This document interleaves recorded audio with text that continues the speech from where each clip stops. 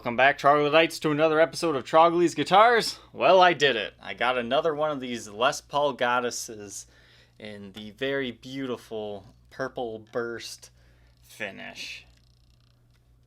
These are very incredibly difficult guitars to find, and I found this one in a little bit of disrepair.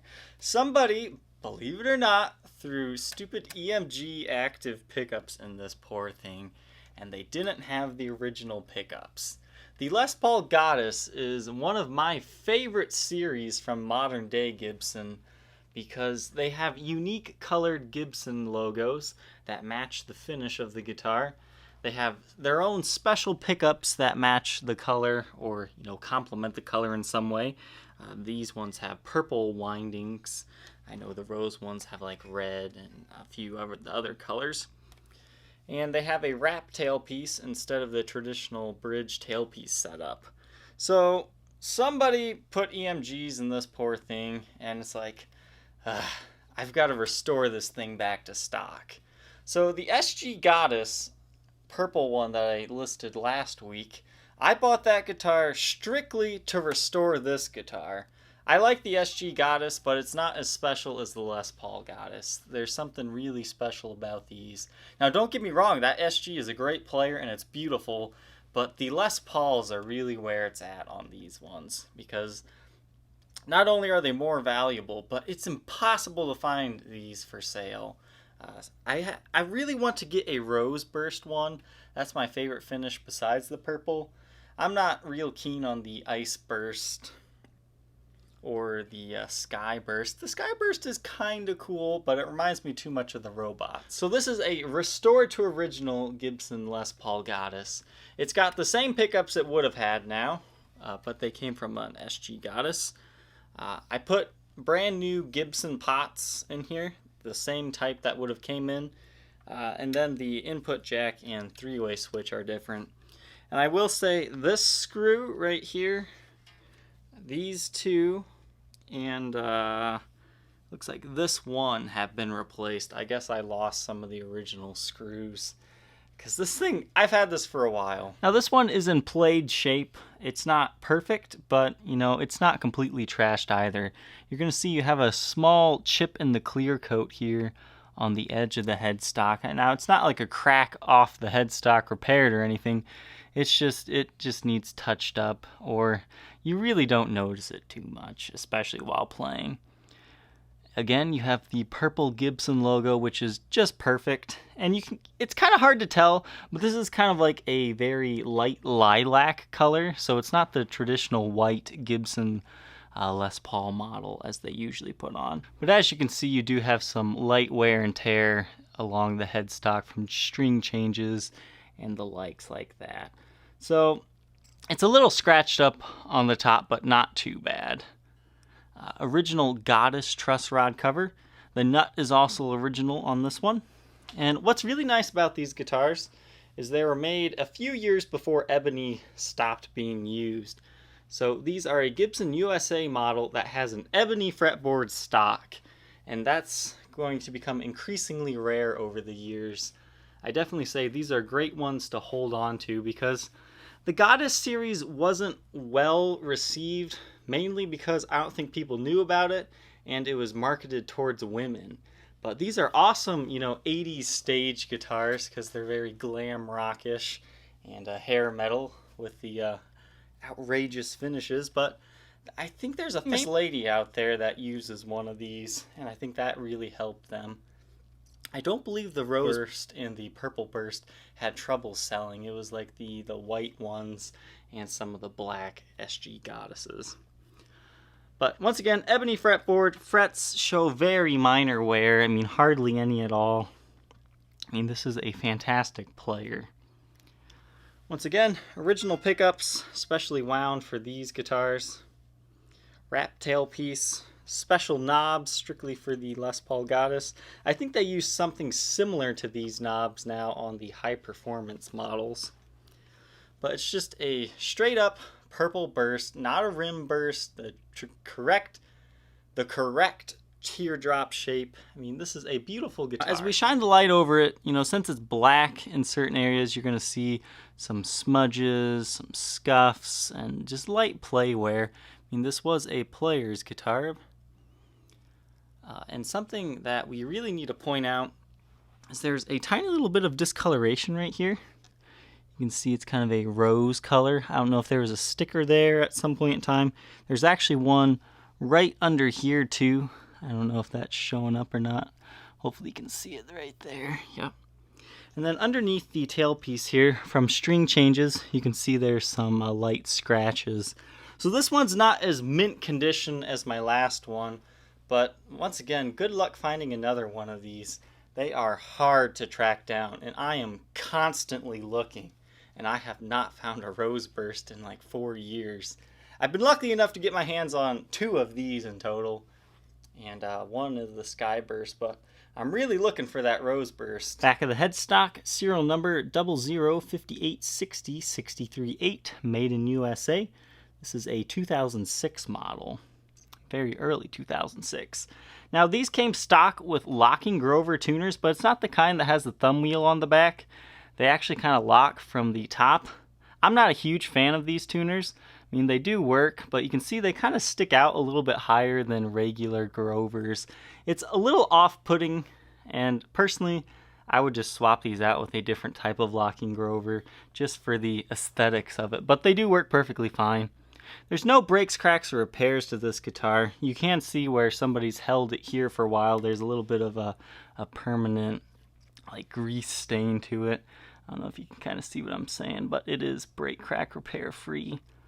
The necks on these are, I would definitely say, kind of a 60s profile. I mean, they're not huge, but they're not super pencil thin like an SG, so maybe a little bit more towards medium profile.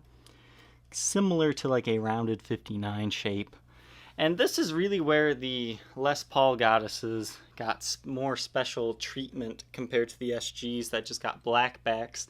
This one at least has kind of a maroon color to the back. And you can see there's some very light wear and tear on the neck, but nothing too bad. Now on the back you do have some light dings and scratches. It looks like a little soldering iron burn area from the rewiring process. I don't think I did that. I might have. I'm not sure. I messed this guitar up, so I had to take it to someone else to get the rewiring in properly. I kept getting a grounding issue. Well, that has all been professionally taken care of now. You don't have anything to worry. So we'll kind of take a close look up here at some of the light nicks and dings. That is the area that I was talking about, is right there. It's like just the clear coat has kind of bubbled a little bit. I mean, it's not going to spread or anything like that. Some wear and tear along the bottom, and just average scratches. You can see the side here. They do have the thin binding in the cutaway. The maple cap is exposed very slightly. And these are chambered bodies. You can see you've got some wear on the upper corner horn here. And yes, once again, chambered bodies, so these are nice and lightweight. I mean, again, these were originally marketed as a woman's guitar. The Goddess series was the high end, and then they had a lower end one called the Vixen series. I haven't had a Vixen, but I can say these purple burst Goddesses are, you know, once again, one of my favorite modern era Gibsons, and I really wish they would do more in this color. Take a look under black light. It won't show too much since the guitar hasn't been in the sun and it's not that old, but you can see that clear coat ding right up there. And then the next area here on the body is that discoloration on the top. I'm not really sure what that's caused by, but it is there and it glows kind of differently, but everything else on the front of the guitar is good. Back of the headstock, all glows evenly, no breaks, cracks, or repairs. Once again, you can kind of see the grease mark I was talking about. It's not a repair, it's nothing to worry about. The neck is evenly glowing, so you don't have any like finish wear from playing like that. You've got a 3-piece back on this one. There's that little burn mark there, but once again, nothing too bad. Some light nicks and dings. Take a look at the sides of the guitar. Everything's looking good on here. So these Les Paul Goddesses are fantastic guitars. They are beautiful and they play really well. They're a real treat whenever I get one of them. This beauty weighs 8 pounds, 4.9 ounces. Goddess comes in a non-original Gibson USA case. This is actually a 90s Gibson case that I thought fit this beautiful guitar better. These have a shroud here, as you can see, and one locking, 2, 3, 4, but this latch right here is broken. So you have 3 functioning latches and a functioning locking latch. But the interior is kind of this purple pink color. Now, the Les Paul Goddess is a slightly smaller Gibson, so it doesn't quite fit 100%, but it fits well enough. They originally came in a black Gibson USA case. It's no different, it just had white interior, but it was slightly smaller. But unfortunately, this guitar did not have that. So you can tell here by the fit, I mean, it doesn't move around side to side too bad because the neck rest supports do that, but up and down it can move. What's nice is it has this heel support back there, so it kind of slows down that up and down motion, but I'll definitely pack you some extra bubble wrap just to ensure that it arrives safely. For the cleans, we'll be running through a Gibson Super Gold Tone GA30RV, and for the distorted, we'll be running through a Gibson Classic Gold.